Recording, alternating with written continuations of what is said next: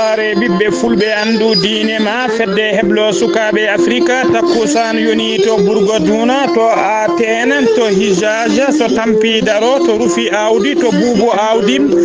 to bubu awdi to mbahe to bagodina to nyabina to mbotto to lewe ko on takkusan julam ha e der galle ceerno Abou Diaba soto belela gawdi e ko taari duma kabruji men e demgal pulara ene jeya e gardini men to leydi Mauritanie boña bietedo BCM woni banque centrale de Mauritanie be jaltini khalisa kanjara mo buudi nogasam to leydi Sénégal ko temedere e capande jeedidi e tati e feccere kilo taw ko doroko nanga e ndera falde fatika to leydi Mali armée leydi ndi yobima fittandu mera wuro woto tawatengo e ndera falde melega tawa kadi ko errera to leydi Tchad armée française holliri tigi be bombardi capande nayi werla tawa kanji fof kodi hewnobe robel umminobe leydi libi nadde e ndera leydi Tchad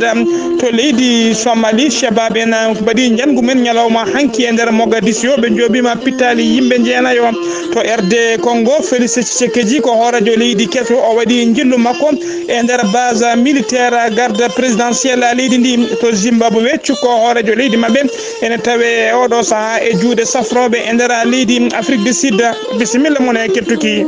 hoto godde joni joni jaanyoden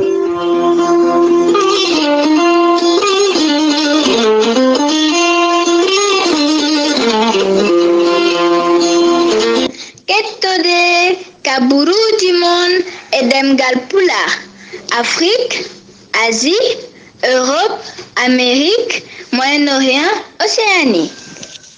jam nyalle mon musibbe teddube eden goni e mobare naya lewru cotta hitande ujune didi sappo e jeenaya kabaruji mon edem gal pulare sota e musidde mon sehil mon Ghali Abouba koto leydi Mauritanie pudorden hono non birudde de gardindi kabaruji men odo boña leydi Mauritanie bitedo BCM woni banque centrale de Mauritanie ebe kabra dendangal besngu Mauritanie nabe e hutottobe khalisa uguya mo leydi Mauritanie leydi ndi nyamata wonde be jaltini koppereje kesi be jaltini ti khalis taw jara woni pesaji khaliso non ko de uguya winda hen de uguya non ene gime ha buudi no gasa taw ko uguya khalis mo leydi Mauritanie nyamata e be tintina non bendangal bandirabe wonde khaliso odon khalis keso jaltudo woni de uguya 20 uguya jaltudo yaltitigi hunyande go fewru lew nyande go ndudo lewru février ndu gonden e be tintina dendangal Mauritanie nawe kala ne mbawata jabde e hutrade on khalis yobe gandu kadi ko khalis keso ha joni ko leydi Mauritanie keddoden altine hankio jago goddo leydi Mauritanie kalfinado jigede caggal leydi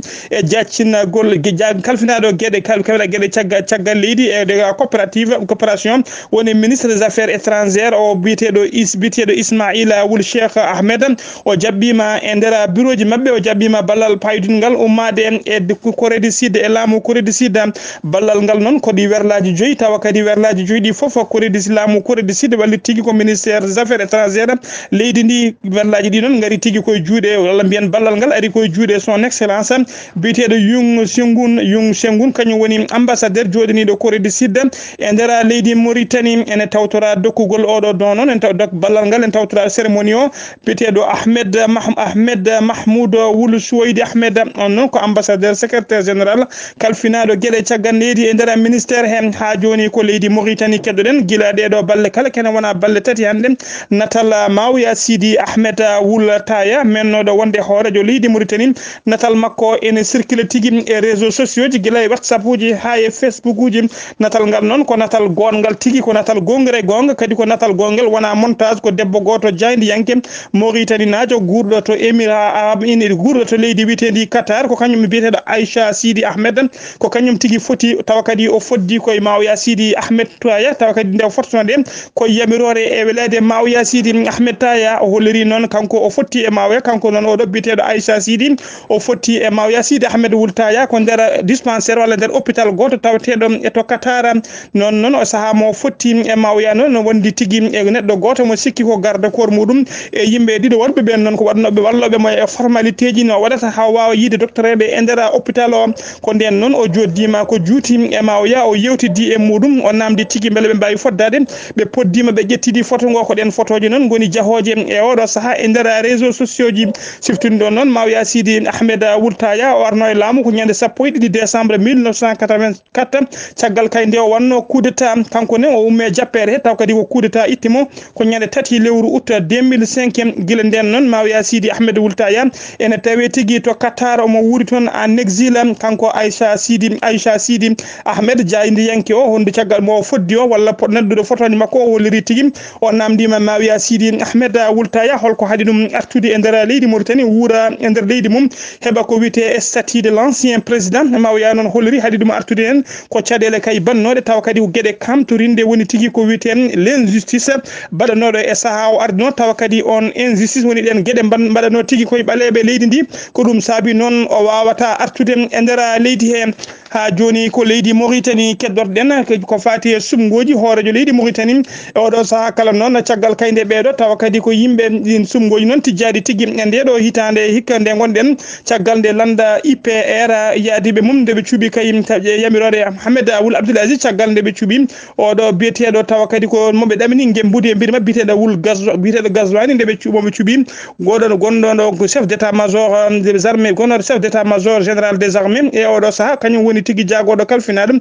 nden kam e kisal leydi ndi caggal nde ɓe cuuɓi ɗum wonde yo won candidat IPR e candidat majorité présidentielle e oɗo saaha joni ne yimɓe puɗɗima suppitade tawa kadi ko wiyoɓe ko gembiniɓe oɗo biyeteɗo mennoɗo wonde suudu horadio suudu Sénat biyeteɗo Cheikh Wulla henena o suppitima o holliri wonde e oɗo saaha ko gembiɗo kadi omo dikkoyo oɗo biyeteɗo Wul Gazwani e sumgoji paaɗi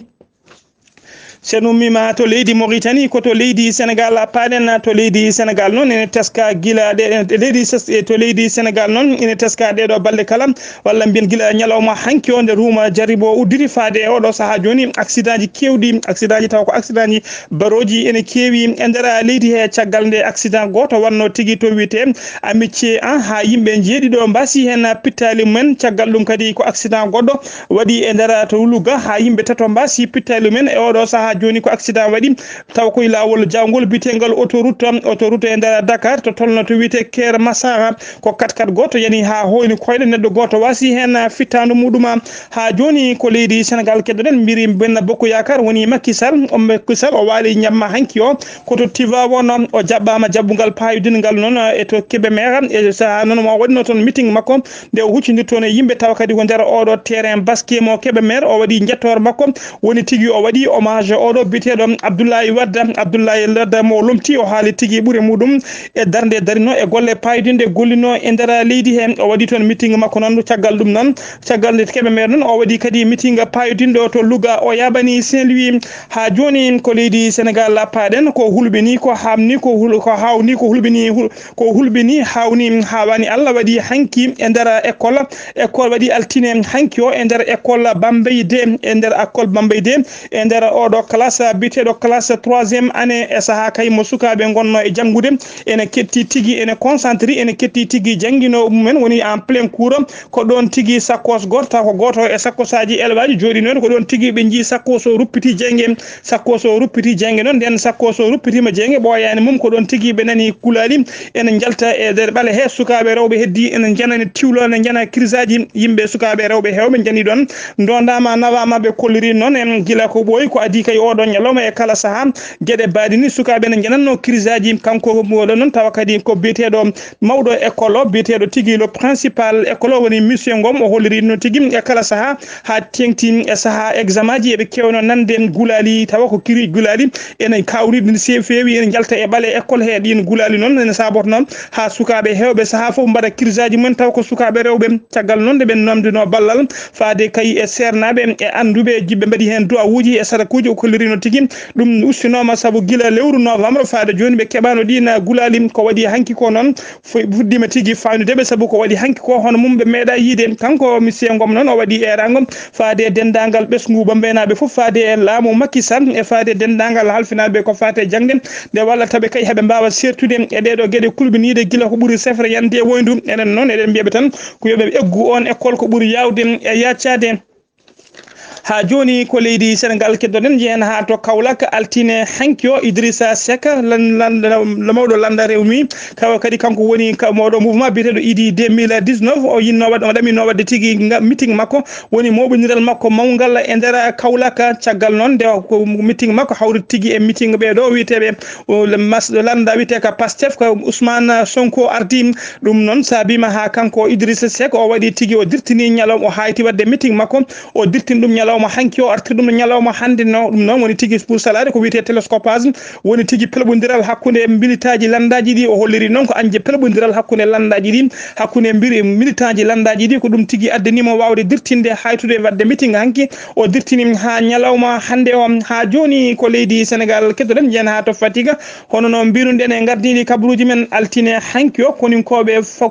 faggude woni tigui douane mo douane mo ngoɗo poste o wiyete wuuro wiyete ngo Fimela ene tawe tigui e nder département mo Fatiga ɓe pawi juuɗe mabɓe noon e dorog kewɗo no fewi kene qime ha temedere capanɗe jeeɗiɗi tati piccal joyyi woni 173,5 kilogramme taw ko chanvre indien ɓe ndi caggal noon ɓe didduno sagataɓe ɗiɗo saga 20 heures ene jogui koliji mumen ɗen tigui dogui goppi koliji joyyi ɗin koliji noon ko hen ɓe tawi oɗo 173,5 kilo chanvre indien e nder ɗeɗo ɓe kolliri noon e nder ɗeɗo balle jeegom tan koninkoɓe faggudu woni douane mo on woɗo wuuro wiyetego Fimela e gardugol lieutenant colonel Demba Sall tawa kadi brigade makko jogui tan ko sagataɓe nayyo dadiɓe nayyo oɓe pawi juuɗe mabɓe e kene fonate medde ɗiɗi e capanɗe tati kilo chanvre indien ete kadi ene teska ɓe ngala tigui doole no fewi ɓe ngala moyen timmuɗo ɓe kolliri noon e oɗo saaha ɓe gollo toon golle payodinde no fewi ha joni ko leydi Sénégal keddoɗen jeen ha e nder oɗo département biteɗo Ousoye ko tana musɗo waɗi kala musɗo fini hande e nder ngoɗo wuuro wiyetego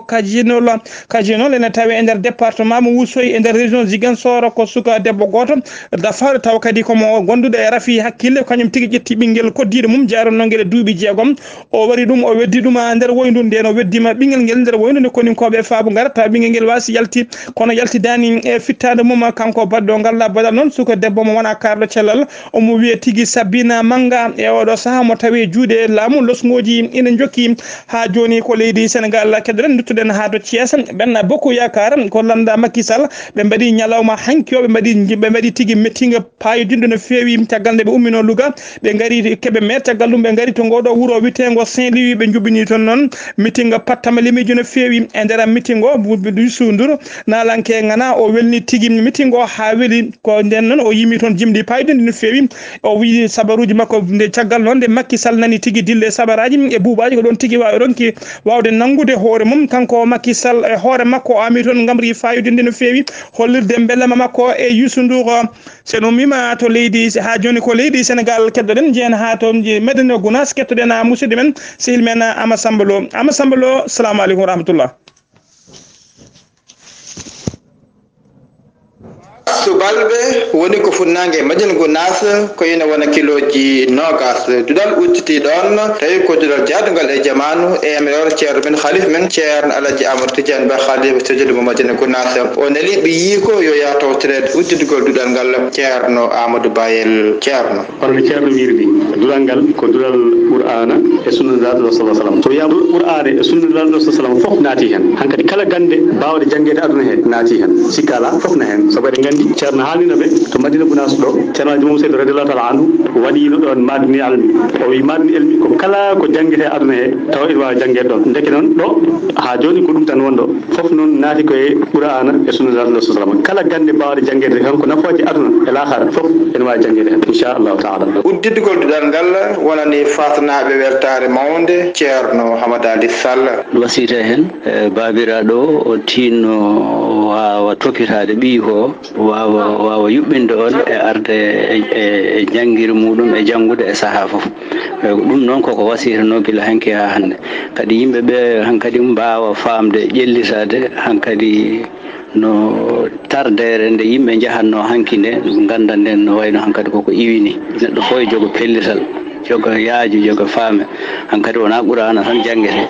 gandi français no jangge no naftore taw ittanima e l'islamagal maɗa anglais no jangge no naftore taw ittanima e l'islamagal maɗa ɗemɗe fof ene jangge naftore ittanima e l'islamagal maɗa ɗum de kono noon jangdi men ndiya wonnode hande ndi ndi wawi wahlitede ndi addana en yeeso wongo ngo eɗen mbawa ɓeydude naftorade jangde sukaɓe ɓe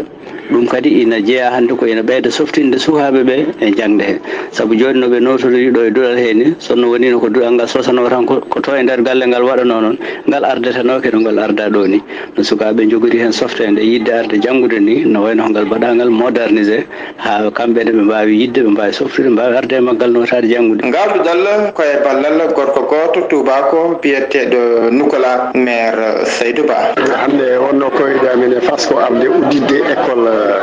Fass partenaire biyeteɗo Nicolas mo waɗani wuuro ngo waɗani commune o ko ɗum wonno koyɗe men hande ɗo e neɗɗo Fass golle ɗe tabarkalla en jetti Allah no fewi golle ɗe woɗɗi fewi saka noon classe ji no pewnirani ko hande jamanu ko ɗum namdi sa daari to nde toon wayi ɓuɓɗi sohlani climatisé sohlani ventilateur ɗum wiyete classe écologique pewni ɗum ene yaaji te kadi ene yuɓɓini ene yaadi e no jiɗiɗen ni par ce que waɗi classe worɓe banggue rewɓe banggue no sunno o wirini ene yaadi no ceerno men no yiɗiri gandal ko famde suura heewa lammina so famɗi suurma so heewi ko laamu tamata ko musidɗo moon Amadou Samba Lo mo jene Gounass fewde e weltare ɓe fulɓe andu udine ma. Seydi Lo golle ma yooɗi peewi Madina Gounass waɗɗani leydi Mali e nder Bamako lamorgo leydi Mali ene teska e kala saha rewɓe ene mbaɗe violé e kala saha kadi ko viol aji woni ko wiyete viol collectif noon woni worɓe yonɓe no feewi kañumen foof kefta debbo goto alay saguel ñande jamma aljuma go lewru février gonɗen ɗum ko suka debbo goto biyeteɗo Fatouma Fane duuɓi 17 ko kañum tigui waɗa violé e nder suudu sehil mum gorko goto wonno caggal ɗum noon ko sakataɓe sappo tawimo toon kañumen foof mbaɗimo violé ɓe mbaɗimo violé nen goto natat so tampi kadi heddiɓe ɓe goɗɗo nata ɗum noon caggal kayde neɗɗo goto koddiɗo mo yiɗa inde mum haale caggal nde tini ɗum ko kañum dogui haalani police nden o haalini police noon ko ɗon tigui police ari police mo 4e arrondissement ko ɗon tigui ɓe gaari ko ɓuuri yawde e yaccade ɓe keeɓi fawde noon juuɗe mabɓe e yimɓe joyo e wadwaniyankoɓe yimɓe joyo e mabɓe naggama joyo heddiɓe ko ñaguiɓe boy cifol ha joni naggaka goni koye yilede ha joni ko leydi Mali keddoɗen kalene oɗo promotion mbiyen ñande jamma ñande aljuma 1er février e nder école gendarmerie ko cérémonie mawɗo no fewi waɗi toon taw ko jaltugol nogas jeeguiɓimol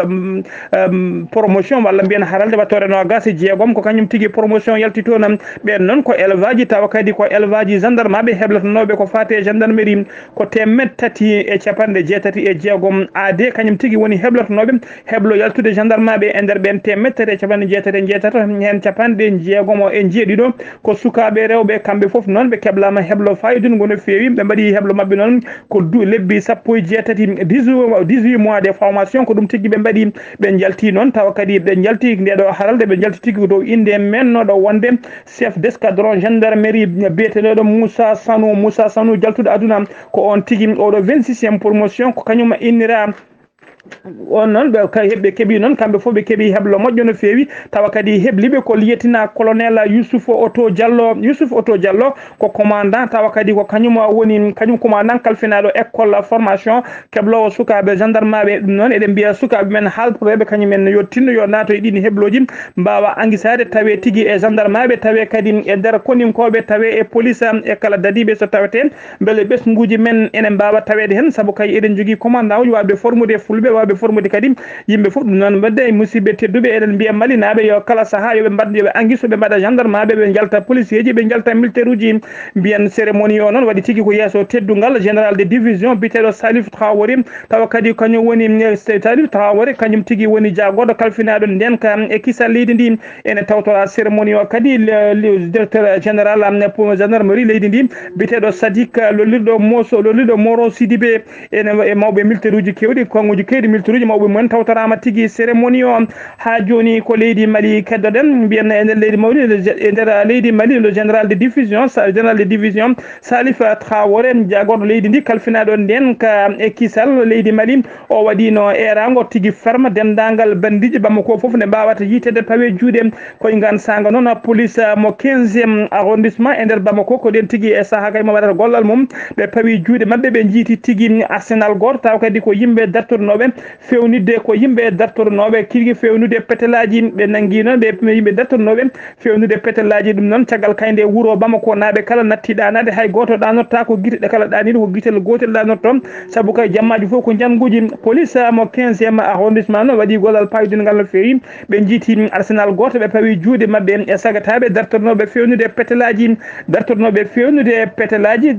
fewnude petelaji ɗum noon tawa kadi ko yesso oɗo biteɗo commissaire Abdoulaye Djiré noon e ballal police mo hinde GIPN police mo hinde GPN ballal mum nden tigui ɓe mbawi fawde juuɗe mabɓe e ɓeɗo yimɓe dartornoɓe fewnude ɗina petelaji ɓe tawi mabɓe noon sappo e goho pistolet automatique ɓe tawi mabɓe kadi petelaji jeegom loowe loke walla mbiyen fella doga ɓe tawi mabɓe kadi 20 canon nogas nayyi chargeur couré ɓe tawi mabɓe kadi matériel kewɗo no fewi tawa ko on matériel ɓe pewnirta ɗiɗon armuji ko on matériel ɓe pewnirta ɗin armuji ko ɗin armuji kadi waɗirte braquage uji e nder leydi he ko e nder Bamako ko ɗin armuji kadi peccete nawe tigui ha nder guure he e nder ko woni hakkude leydi ha to nord Mali foof ko ɗin petelaji kewi nawede toon ɓiɓɓe leydi ndi e ɓesguji leydi ndi ene wardira e koye mumen ɓe mbawi kolliri noon ha joni koɓe jokkuɓe golle mabɓe koto mene ka paaɗen to diwne falde mene kanaka ko sunare mawde tawate e nder ngoɗo wuuro witego Andera Bukane tawe to felde mane ka ko 90 kilométre hakkude mum e mene ka ko maire wuuro ngo noon kañum tigui wara tawa kadi ko koninkoɓe leydi ndi mbarimo force armée malien kañumen jooɓi fittanu makko ɓe mbarimo noon ko par erreur noon woni ɓe tinani ko nden tigui ɓe joori e oto makko kuure condi ko ɗon o heddi kanko maire o wasi fittanu makko yimɓe tato worɓe ɓe o joldu noon kañumen koyemen gañima hen gañande musde no fewi e wargo ngo noon waɗi haalande ɗiɗi hen haalande wote goto e ɓuurɓe battade maire o holliri tigui wonde ko maire o wonno tigui koye werla muɗum ene yaɓani avion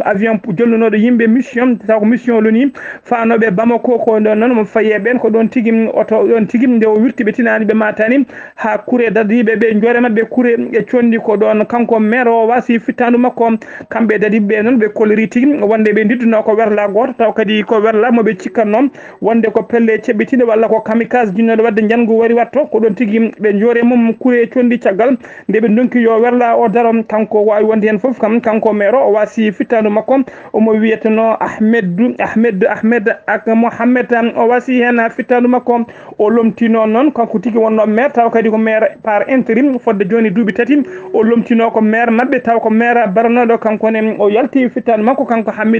kanko Hamid Ahmed ak Mohamed noon o teskama tigui ko neɗɗo gonga yanke no fewi jiɗɗo gonga cuusɗo gonga omo yaranno e duuɓi 97 laamu ngu noon holliti lotguji jaaji udditama hen beele kadi ene ande holko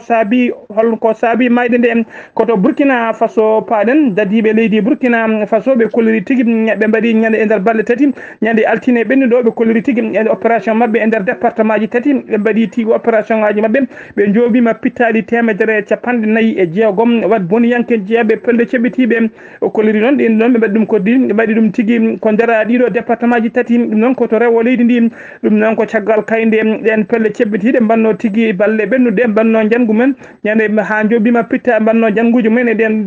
guuri ha jooɓi pittaɗi 14 neɗɗo tawa ko jambureɓe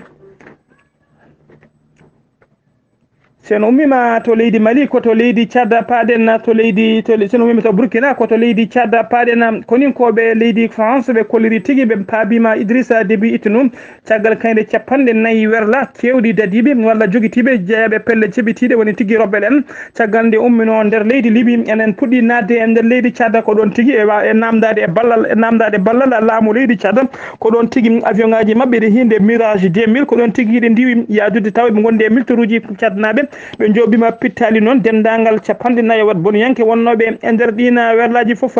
e lewru décembre huɓɓe nundu noon sifti noon Emmanuel Macron waɗino jillu mum e nder leydi Tchad o joddinoma e nando makko sehil makko Idrissa Déby Itnou o hollirino Idrissa Déby Itnou wonde laamu leydi France e kala saaha ene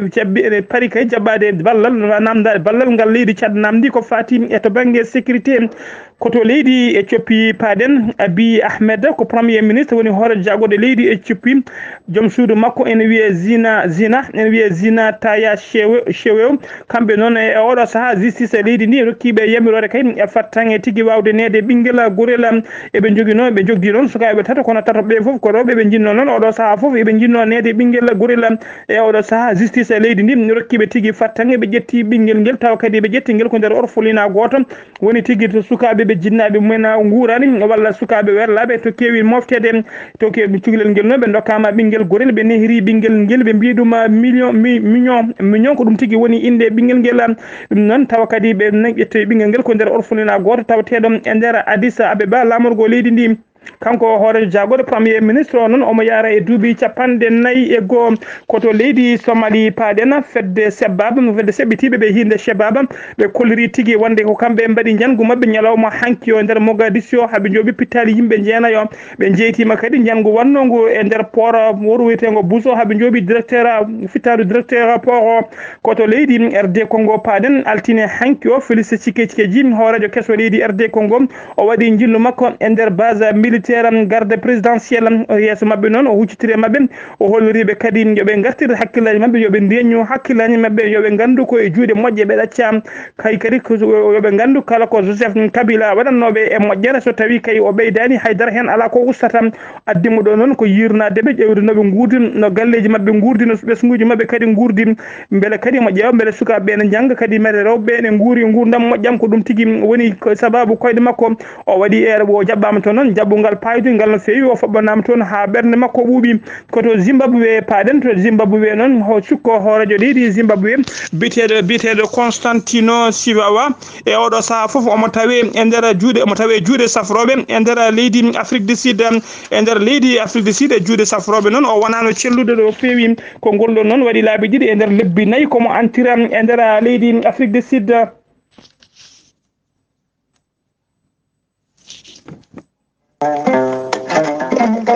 do ala tudo bandi madanni amodani gidali ural tun do tinan are o bembal be ngati halay gwali be bita ko mai se woni de fayre balbal be ko nay mon bama balul tali balbal sagata be balbal be kala no de mabetala balbal be no ti manangine to gabiti nani sange alla sara na kene tay na go jam haja ke bamba do soyni ngena don jaaje bamba do digi jabi mo wi mbay har ngodo da mbay ko min bila sama dinani sabuka ba jongo to haydi ka di an mbay ngati adamu di mbaji arwili te gidali o wi jaaje bamba do lika halay jani o wi ko nay ma ba ma barul dala tawaga sagata be balba du fono ti matinan ko don mbay ko nyin tina do so do wadati don de woni kidi fete ko Allah